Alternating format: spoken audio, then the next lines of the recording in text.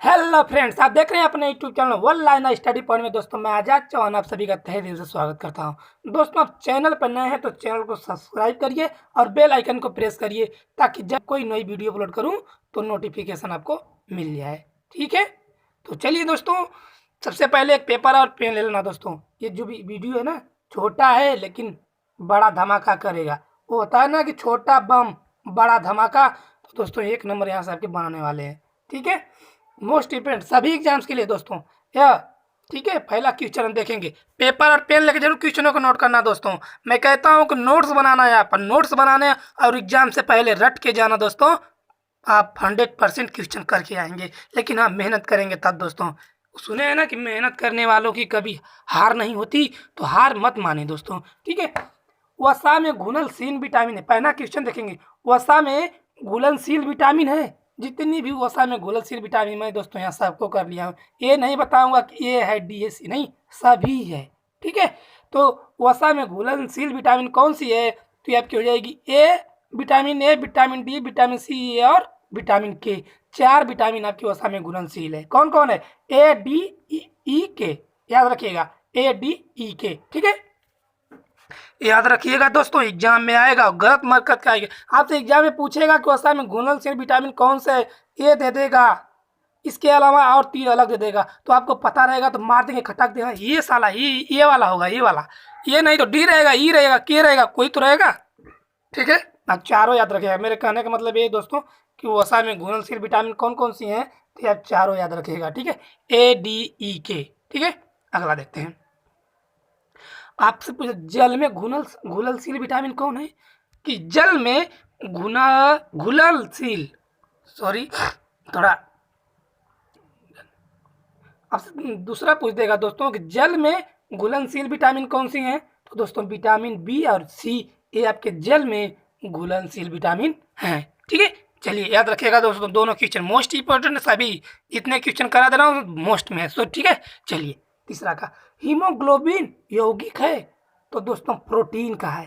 Haemoglobin किसका यौगिक है, तो प्रोटीन का। ठीक है, अगला क्वेश्चन देखेंगे कि तारपीन का तेल मिलता है, कहाँ से मिलता है तारपीन का तेल, तो दोस्तों चीड़ के वृक्षों से तारपीन का तेल मिलता है।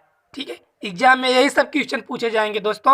यहाँ सिलेक्शन की बात होगी। हम नहीं चाहते हैं कि जो भाई बहन सिलेक्शन की तैयारी कर रहे हैं, सरकारी जॉब की तैयारी कर रहे हैं, कहीं वो चूक जाएं। दोस्तों मेहनत करिए, कभी हार न मानिए। दोस्तों सिलेक्शन आपका 100% होगा। दोस्तों सिलेक्शन तो आपका हो के रहेगा। ठीक है, चलिए क्वेश्चन पढ़ते हैं। 5वां का, डबल रोटी बनाने में प्रयोग किया जाता है। डबल रोटी में बनाने में किसका प्रयोग किया जाता है, तो ईस्ट का प्रयोग किया जाता है। ठीक है, अगला क्वेश्चन देखेंगे।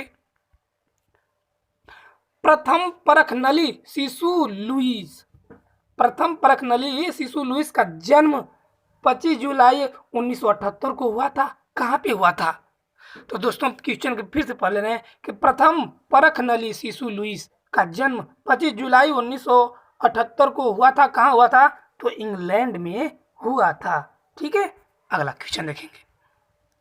7वां, तंत्रिका तंत्र की इकाई को कहते हैं, तो क्या कहते हैं, न्यूरॉन कहते हैं। तंत्रिका तंत्र की इकाई को न्यूरॉन कहते हैं। दोस्तों कमेंट करके लास्ट में जरूर बताइएगा वीडियो कैसा आपका लगा। ठीक है, अगला क्वेश्चन देखते हैं कि मानव शरीर में अमीनो अम्ल पाया जाता है, तो 22 प्रकार का। मानव शरीर में दोस्तों जो अमीनो अम्ल होता है वो 22 प्रकार का पाया जाता है। ठीक है, अगला क्वेश्चन देखेंगे।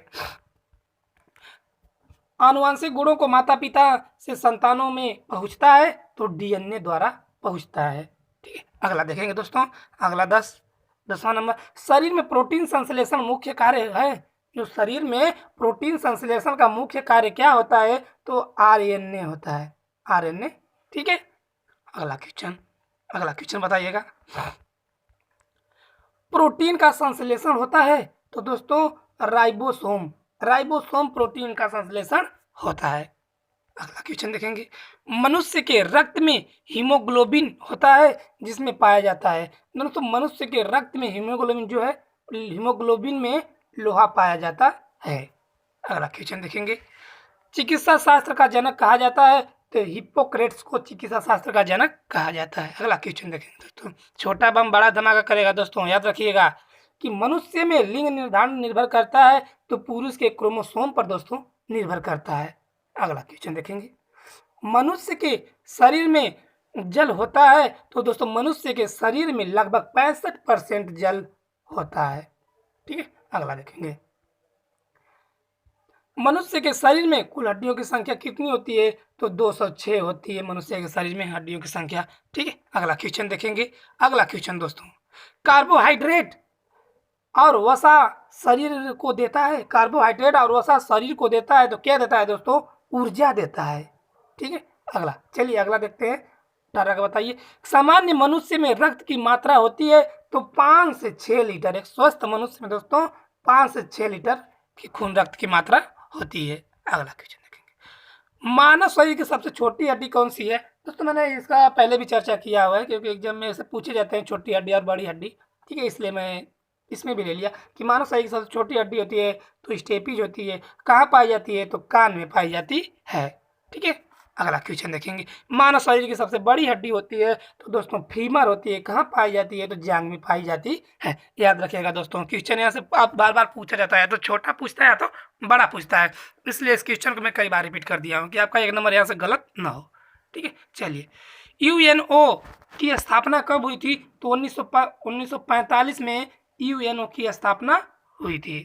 अगला क्वेश्चन देखेंगे दोस्तों, भारत किस वस्तु का सबसे ज्यादा निर्यात करता है तो सूती कपड़े का दोस्तों भारत सबसे ज्यादा निर्यात करता है। अगला क्वेश्चन देखेंगे, चना किस फसल के अंतर्गत आता है तो दलहन, दलहन के अंतर्गत आता है। ठीक है, याद रखिएगा, आप ये मत गलत मत करके आना दोस्तों।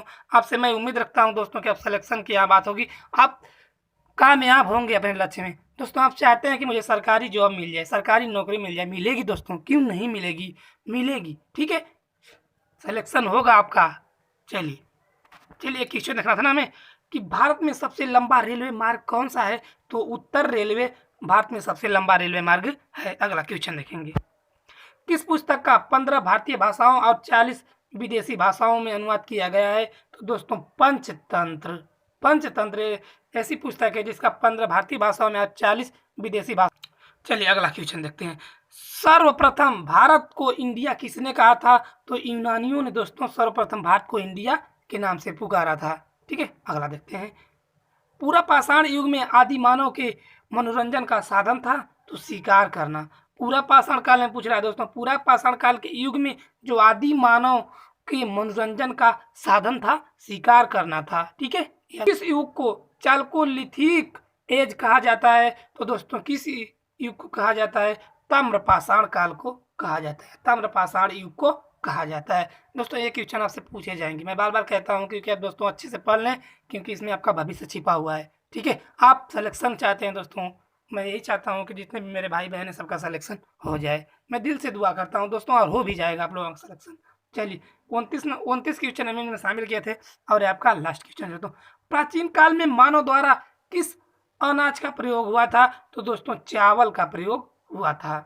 ठीक है, आपसे एग्जाम में जब भी पूछे कि प्राचीन काल में मानव द्वारा किस अनाज का प्रयोग हुआ था तो चावल का प्रयोग हुआ था। दोस्तों वीडियो अगर पसंद आया हो तो दोस्तों एक लाइक करना, शेयर करना और चैनल को सब्सक्राइब कर लेना दोस्तों, क्योंकि यहाँ आपके सिलेक्शन की संबंधित बात होगी। ठीक है, और आपका सिलेक्शन ही हमारा मुख्य प्रयास रहेगा दोस्तों कि जितने भी भाई बहन हैं वो अपना सिलेक्शन उनका हो जाए, उनका सरकारी हमें कुछ नहीं चाहिए आपका, हमें बस आपका एक लाइक चाहिए और शेयर चाहिए दोस्तों। ये आपका परिवार है, अपने परिवार से जुड़िए दोस्तों। ठीक है, इसी के साथ मिलेंगे अगले वीडियो में। जय हिंद, वंदे मातरम दोस्तों।